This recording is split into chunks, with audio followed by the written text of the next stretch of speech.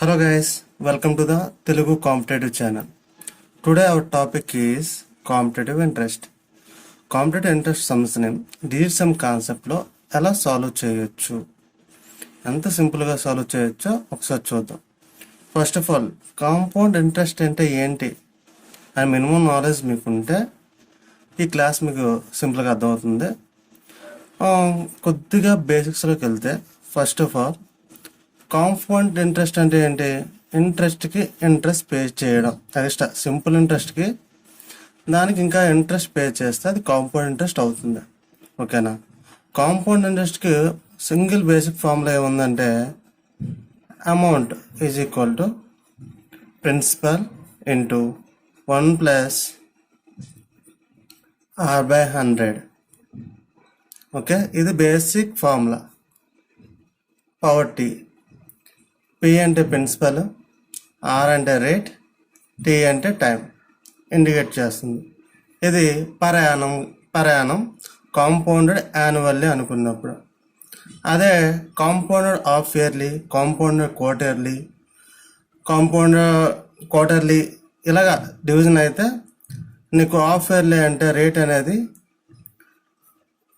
ఇది, యాన్యువల్లీ అంటే ఇది ఇలాగా, హాఫ్ ఇయర్లీ అంటే ఇలాగా, క్వార్టర్ అంటే 4 టైమ్స్ కాబట్టి క్వార్టర్లీ అంటే R/4 అవుతుంది. యాన్యువల్లీకి రేట్ R ఉంటుంది, క్వార్టర్లీకి రేట్ R/2 అవుతుంది, క్వార్టర్లీ రేట్ R/4 అవుతుంది. టైం చూసుకున్నారు అనుకోండి, ఇది రేట్ కదా. టైం చూసుకున్నాం అనుకోండి, యాన్యువల్లీకి టైము T ఉందనుకోండి, అది హాఫ్ ఇయర్లీకి వచ్చేసరికి టైము 2T అవుతుంది. ఎందుకంటే 1 ఇయర్కి 2 హాఫ్ ఇయర్స్ ఉంటాయి కాబట్టి టైం 2T అవుతుంది. క్వార్టర్లీ అనేసరికి 4T ఉంటుంది, ఎందుకంటే క్వార్టర్ అంటే బై 4 క్వార్టర్స్ ఫుల్ కాబట్టి. ఓకేనా? 4 టైమ్స్ టైం అనేది మల్టిపుల్ అవుతుంది.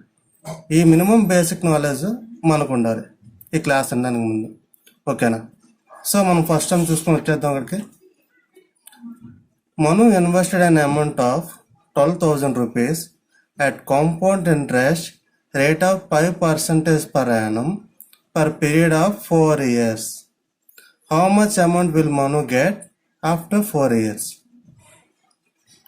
క్వశ్చన్ అర్థమైందా?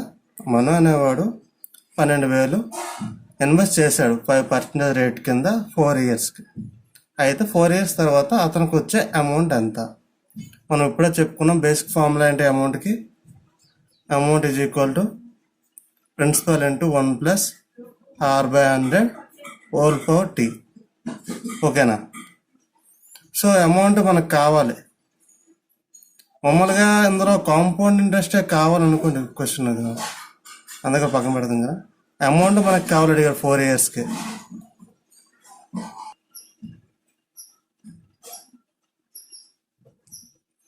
అమౌంట్ మనకు కావాలి 4 ఇయర్స్ తర్వాత.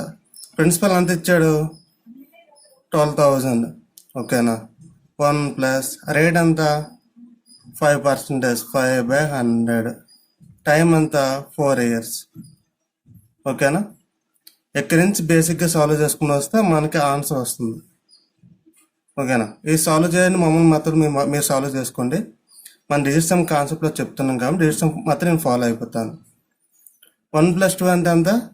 3 ఆఫ్ 1 ప్లస్ 5/100 అంటే ఎంత? 1 హోల్ పవర్ ఆఫ్ 4. ఓకేనా? 3 ఇంటూ 1 ప్లస్ 5 అంటే ఎంత? 6, 6 power of 4. 6 power of 4 value ఎంత? గుర్తుపెట్టుకోండి, 6 పవర్ ఏ వాల్యూ అయినా సరే అది 9 అవుతుంది, ఈక్వల్ టు 0 అయిపోతుంది. 6 అందుకే చూసుకోండి, 6 స్క్వేర్ అంటే 36, 3 6 9, 6 క్యూబ్ అంటే 216, ఇది కూడా 9. యాజ్ యూజువల్లీ దీంతో ఇంకో 6 మల్టిపుల్ చేసిన 8 అవుతుంది. 9 ఇంటూ 6 అన్నా సరే 9 మల్టిపుల్ కాబట్టి ఆటోమేటిక్గా 0 అవుతుంది. సో మనకి ఈ వాల్యూ 0 ఇంటూ 3 అన్నా 0 అంటే మన డిజిట్ సమ్ వాల్యూ ఎంత వచ్చింది? 0.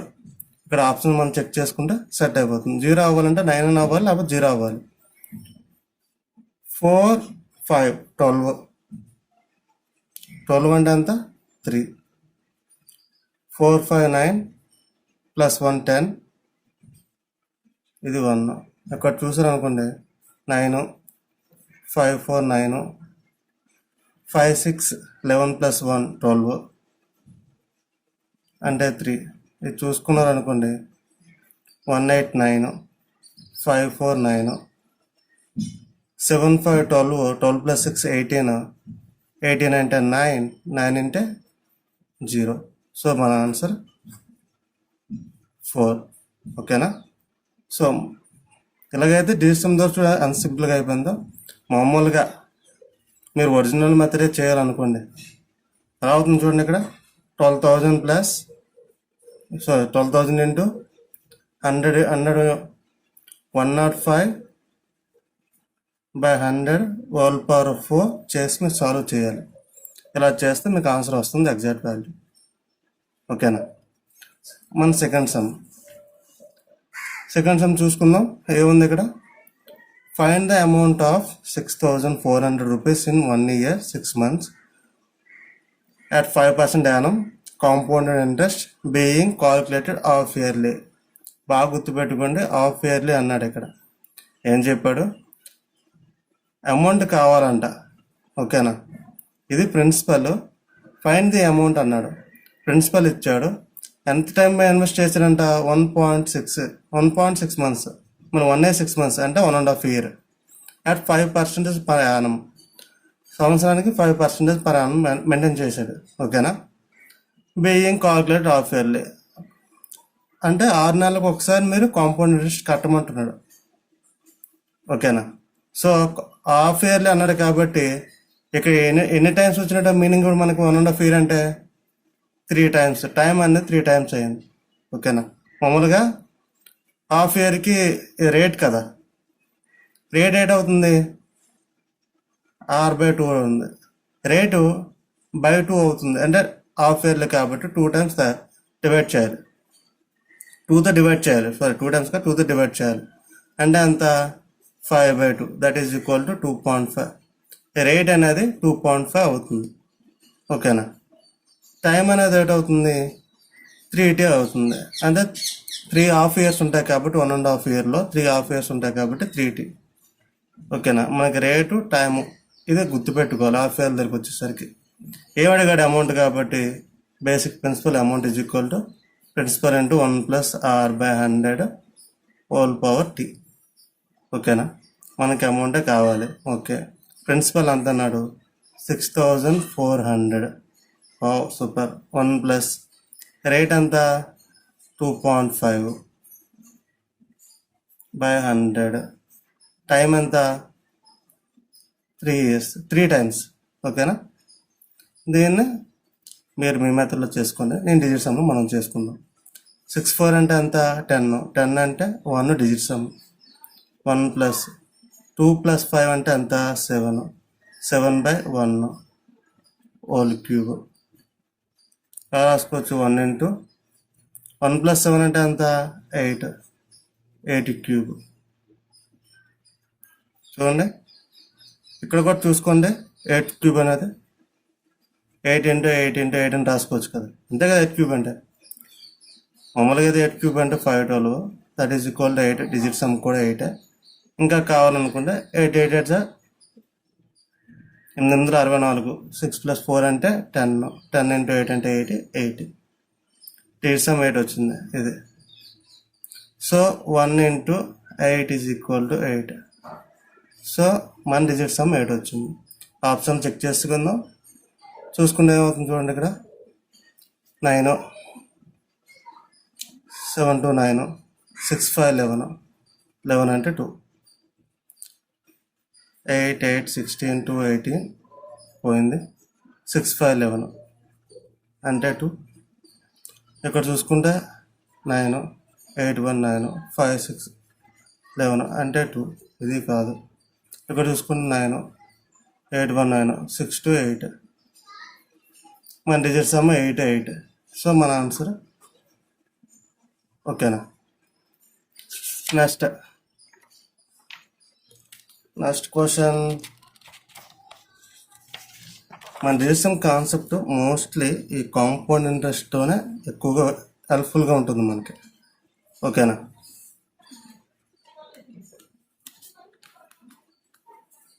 ఎందుకంటే కాంపౌండ్ ఇంట్రెస్ట్లోనే ఎక్కువ కాల్కులేషన్స్ ఉంటాయి మనకి. ఓకే, ఇక్కడ చూడండి, a sum is lent out for 2 years. కొంత lent out for 2 years at the rate of 20% per annum compounded annually. If the sum was lent out on compound interest compounded half yearly, in the interest earned is 2,410 rupees more, find the principal. ఏమన్నాడంటే కొంత అమౌంట్ని 2 yearsకి 20% rate తోటి compounded యాన్యువల్తో మనం తెచ్చుకున్నప్పుడు అలా కాకుండా అంతే అమౌంట్ని లెంట్ అంటే అప్పు ఇవ్వడం కదా. 2 yearsకి 20% కాంపౌండెడ్ యాన్యువల్ అప్పు ఇవ్వడం కన్నా ఇచ్చినప్పుడు అదే 2 yearsకి అదే 20% పర్ యానం కాకుండా హాఫ్ ఇయర్లీ పర్ యానం 20%తో హాఫ్ ఇయర్లీ నువ్వు ఇచ్చినప్పుడు 2,410 రూపాయలు ఎక్కువ వచ్చిందంట. అదవుతుందా? యాన్యువల్లీ కాంపౌండెడ్ యాన్యువల్లీ కంటే కాంపౌండెడ్ హాఫ్ ఇయర్లీ ఇవ్వడం వల్ల 2,410 రూపాయలు నీకు ఎక్కువ వచ్చింది. అయితే ఎంత ఇచ్చావు, ఎంత రావాలి అంటే నువ్వు ఎంత ప్రిన్సిపల్ ఇచ్చావు అప్పుగా అనేది క్వశ్చన్. ఓకేనా? ఇక్కడ చూసుకోండి, మనకు హాఫ్ ఇయర్లీ ఇచ్చినప్పుడు ఎక్కువ ఉంది కాబట్టి నేను ఫస్ట్ థింగ్ రాస్తున్నాను. హాఫ్ ఇయర్లీ మనకు మామూలుగా అమౌంట్ ఫార్ములా అంటే ప్రిన్సిపల్ ఇంటూ 1 + R/100, ఇదే కదా టైం టీ. ఓకేనా? ప్రిన్సిపల్ అంతా మనకు తెలియదు, నేను ఎక్స్ అనుకున్నాను. 1 + R వాల్యూ ఎంత? 20%. ఎప్పుడు? యాన్యువల్ అయినప్పుడు. హాఫ్ ఇయర్లీ అయినప్పుడు 10% అవుతుంది కదా రేట్ బై 2 అవ్వాలి కదా. 10%/100. టైం ఎంత? 2 years. ఇక్కడ టైం ఏమవుతుంది అప్పుడు? హాఫ్ ఇయర్లీకి 4 years. దీంట్లో నుంచి ఇయర్లీ తీసేస్తున్నాను నేను. ప్రిన్సిపల్ 1 + రేట్ 20/100, ఇది 2 years. అంతేనా? హాఫ్ ఇయర్లీ నుంచి ఇయర్లీ తీసినప్పుడు మనకి ఎంత లాభం వచ్చింది? 2,410 రూపీస్ లాభం వచ్చింది. అంతేగా? సో దీన్ని మనం సాల్వ్ చేసుకోవాలి. మీరు మీ మెథడ్లో సాల్వ్ చేయాలంటే చేయండి, డిజిట్ సమ్ మెథడ్లో మనం సాల్వ్ చేసుకుందాం. ఓకేనా? సో ఎక్స్ ఇంటూ 1 + 1 ఇక్కడ ఎంత ఉంది? 2^4, అంతేగా, మైనస్ ఎక్స్ ఇంటూ ఇక్కడ ఎంత ఉంది? 1 + 2/1 అంటే 3 square is equal to 2410. 3 square అంటే ఎంత? 9 అంటే ఈ వాల్యూ మొత్తం పోయింది. అంతేనా? 2^4 అంటే 16x. 16x అంటే ఎంత? 7x is equal to 2 + 4 + 1 7. 7కి పోయింది. x ఈజ్ ఈక్వల్ టు ఎంత? 1. సో మన డిజిట్ సమ్ వాల్యూ 1. ఇక్కడ 1కి ఎక్కడ పాసిబుల్ ఉంది చూడండి, 1 lakh. ఇది మన answer. Next question. 13,000 is borrowed at compound interest at the rate of 2%. 13,000ని 2% పది కొంచెం at the 2% for the first year, 4% for the second year, and 5% for the third year. What would be the amount to be paid after 3 years? 3 సంవత్సరాల తర్వాత ఎంత అవుతుంది? 13,000 అప్పు తెచ్చుకున్నాడు. First ఇయర్కి 2% కడతానని చెప్పాడు. సెకండ్ ఇయర్ 4% కడతానని చెప్పాడు.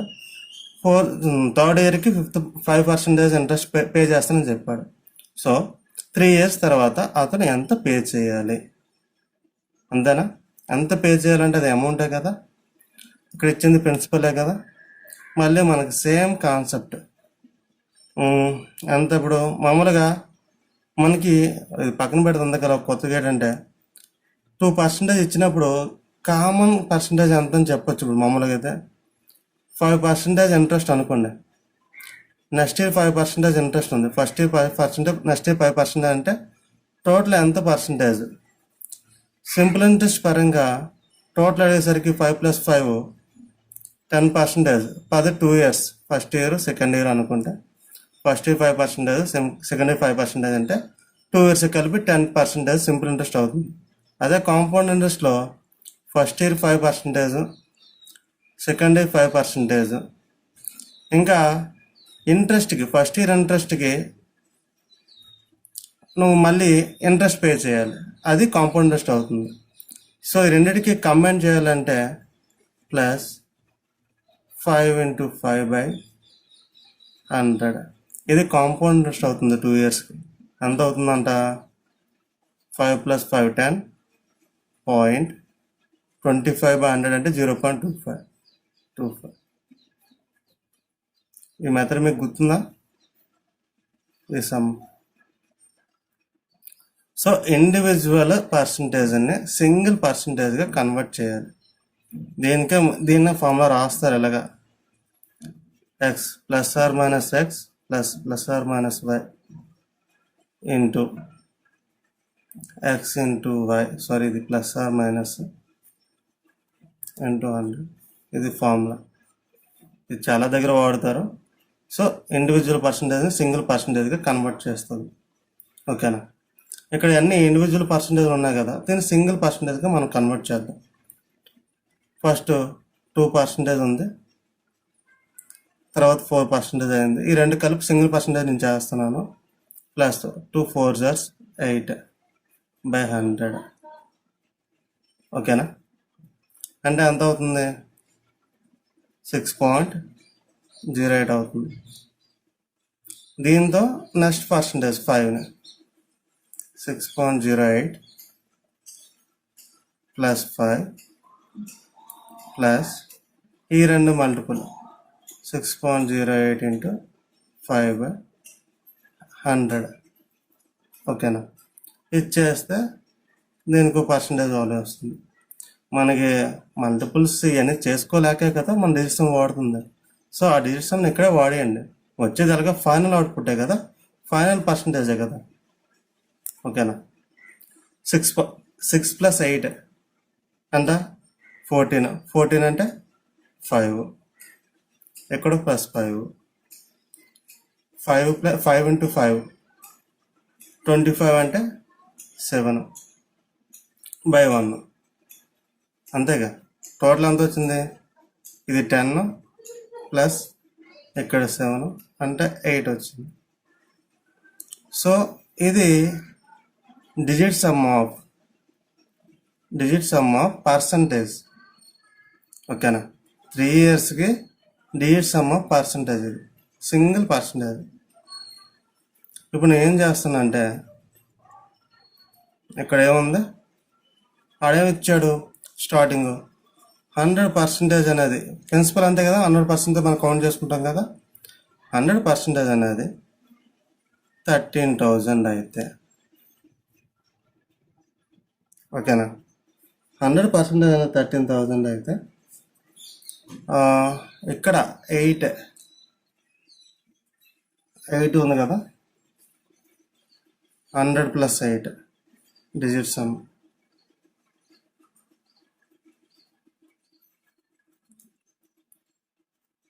+, ఎక్కడో తేడా పడుతుంది,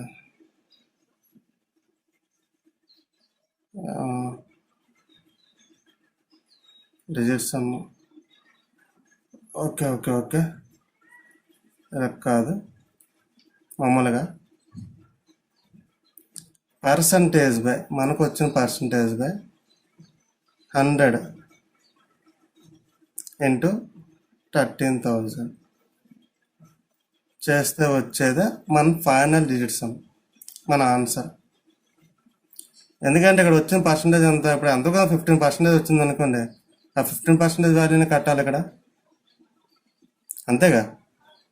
15 అంటే 115 అవుతుంది. ఏదైనా అంతేగా, అక్కడేగా ఉండేది. ఇవాళ ఇక్కడే కదా మనం వేస్తుంది. 15 అంటే ఎంత వస్తుంది ఓవరాల్? 100 + 15 అంటాం కాబట్టి 115 అంటున్నాం. ఈ వాల్యూ ఎక్కడ వేస్తున్నాం? ఎక్కడే కదా వేస్తున్నాం. సో ఈ value by common value × 13,000. So ఈ వాల్యూ మనకి ఎంత వచ్చింది ఇక్కడ 8 వచ్చింది. 8 అని వచ్చింది. 8/100 అంటే ఎంత 1. 1 ఇంటూ 13,000 అంటే ఎంత 4. 8 4 జస్ట్ ఎంత 32. 32 అంటే ఎంత 5. మనకు వచ్చిన ఫైనల్ డిజిట్స్ వాల్యూ ఎంత 5. అంతేనా? ఈ 5 ఎక్కడ వస్తుంది చూసుకోండి. 9 9 క్యాన్సిల్, 7 2 క్యాన్సిల్, 4 4 8. ఓకేనా? మనకి ఎంత వచ్చింది డిజిట్స్ 5 వచ్చింది. ఇది 8 కాదు. 9 9 క్యాన్సిల్, 7 2 క్యాన్సిల్, ఇది కూడా 8 వచ్చింది. ఇది 6 వచ్చింది. ఇది చూసుకుంటే 9 9 క్యాన్సిల్, 7 2 క్యాన్సిల్, 7 2 క్యాన్సిల్, ఇది 5 వస్తుంది. అంటే ఇది 9 వస్తుంది. 9 లేదు, ఛాన్స్ లేదు. ఎక్కడో తప్పు చేసాం. ఓకే, మనం ఎక్కడ మిస్టేక్ చేసాం మామూలుగా చూడండి. 100% = 13,000 అన్నాం కదా. ఈ వాల్యూని మనం ఏం చేసుకుంటాం 100 + 15 అనే కదా వేస్తున్నాం మనం. 100 + 15 అంటే ఎంత అంటున్నాం 115 అంటున్నాం. ఓకేనా?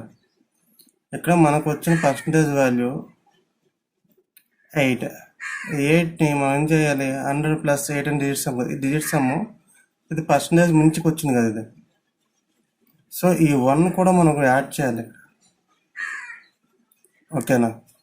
అప్పుడు ఇక్కడ ఎంత అవుతుంది 9 అవుతుంది. 9/100 అంటే సంథింగ్. సో ఓవరాల్గా 9 మల్టిపుల్ కాబట్టి ఇక్కడ 9 మల్టిపుల్ రావాలి ఆన్సర్. సో ఇది మన ఆన్సర్. అక్కడ చూసారా 13,000 అనేది ప్రిన్సిపల్ అమౌంట్. 100% ఉంటుంది. ప్రిన్సిపల్ అమౌంట్కి సక్సెసివ్ ఇంట్రెస్ట్ అంటే కాంపౌండ్ ఇంట్రెస్ట్ అది యాడ్ చేస్తే అమౌంట్ అవుతుంది. అక్కడ 100% = 13,000 ప్లస్ ఇప్పుడు మనకి కాంపౌండ్ ఇంట్రెస్ట్ కావాలంటే 100% ప్లస్ కాంపౌండ్ ఇంట్రెస్ట్ కావాలి. కాంపౌండ్ ఇంట్రెస్ట్ నేను డిజిట్ సమ్లో చేశాను, 8 వచ్చింది మనకి. ఓకేనా? 100 + 8 అంటే ఎంత 100 అంటే 1 + 8 అంటే 8. 2 కలిపితే ఎంత అవుతుంది 9. సో టోటల్ కాంపౌండ్ ఇంట్రెస్ట్ అదే అమౌంట్ యొక్క డిజిట్ సమ్ ఎంత అవుతుంది 9. ఇది ఎక్కువగా ఈ టైప్ ఆఫ్ క్వశ్చన్స్ కాంపౌండ్ ఇంట్రెస్ట్లో ఎక్కువ అడుగుతాడు.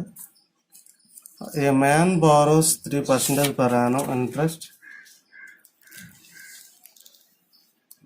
ఎవడిగాడు? Okay. A man borrows money at 3% per annum interest payable yearly and lended immediately 5% interest compound payable half yearly and thereby gain 330 rupees at the end of year. The sum borrowed is. Already ఈ type question చేసాము.